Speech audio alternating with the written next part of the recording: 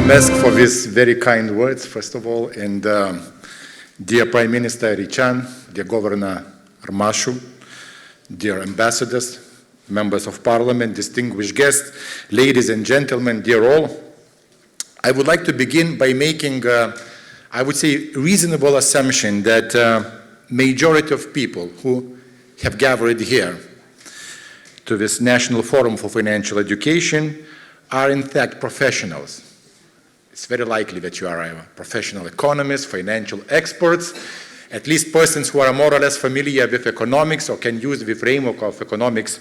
Then you think and talk about the things that matter, and of course what matters is financial literacy and financial education. But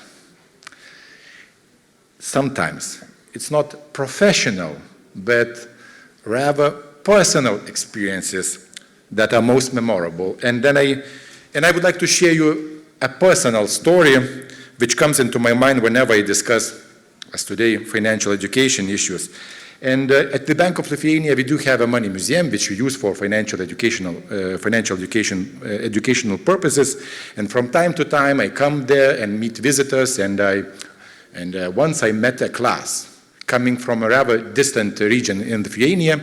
I was talking to a teacher and asking, how come you decided to make that long way coming to Vilnius, capital of Lithuania, to the Money Museum? And she told me the story. So it happened in one Lithuanian school. A primary class teacher led her students into canteen to purchase muffins or fruits, which were priced at 20 cents each. And as always, people were fighting, which buys what, who's first in a row or 10-10. But one girl was standing aside and looking sad, so of course teacher came to her and tried to figure out what could have happened. And the sad-looking girl replied that she cannot buy any snack because she has only €1 coin and not 20 cents. So her understanding was that she could only make a purchase when the face value of a coin equals to the price. Of course, teacher has explained. There was a happy ending, I guess, right? A girl bought the snack and everything was all right. So what's the morale? So about what is the story? Of course, it's not about the fruit muffin. It's not about sad-looking girl or a teacher. But it's a story that finance and economics belong within the realm of education, just as much as subjects, as literature and mathematics. So finance and economics sit there.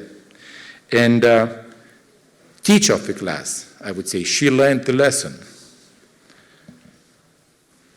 And the story also illustrates why the World Economic Forum classifies financial literacy among the other basic skills of literacy, such as reading or writing.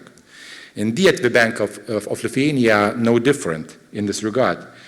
In addition, we view financial education as a channel through which value for society, which is one of the principles of our operations, is created.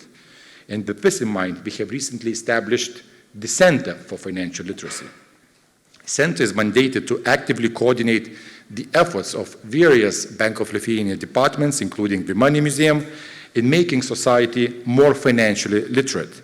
And let me stress that this is not just a side project, but a strategic goal that my institution, Bank of Lithuania, has undertaken on its own initiative. And the current macroeconomic environment makes financial education even more important. In this case, let me again use the general Lithuanian example to illustrate the point.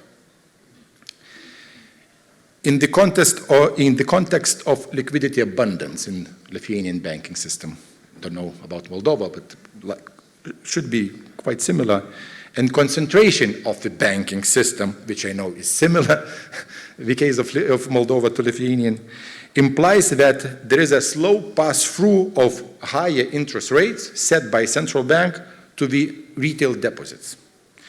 And this means rather negligible nominal returns for the retail customers. It should sound familiar. But there is another element too that puts real value under pressure of these deposits. This is high inflation, which has become an acute issue, not only in Moldova, no, also in Lithuania, but also in many other parts of the world. So, unsurprisingly, there is a renewed active demand for knowledge about financial instruments that would preserve the value of people's savings. Consequently, financial awareness serves as a tool that enhances people's knowledge about such instruments and helps people to make choices between them. So it's not only about deposits, but it's about the universe of financial instruments. So, dear all, addressing financial education-related issues is a holistic endeavor.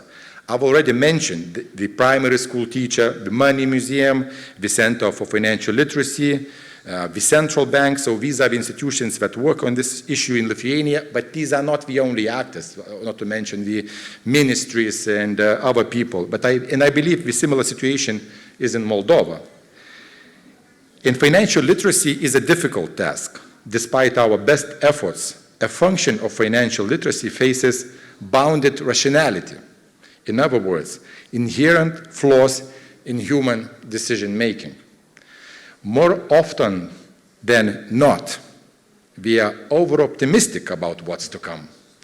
We tend to follow the crowd, and we don't enforce adequate constraints on our behavior.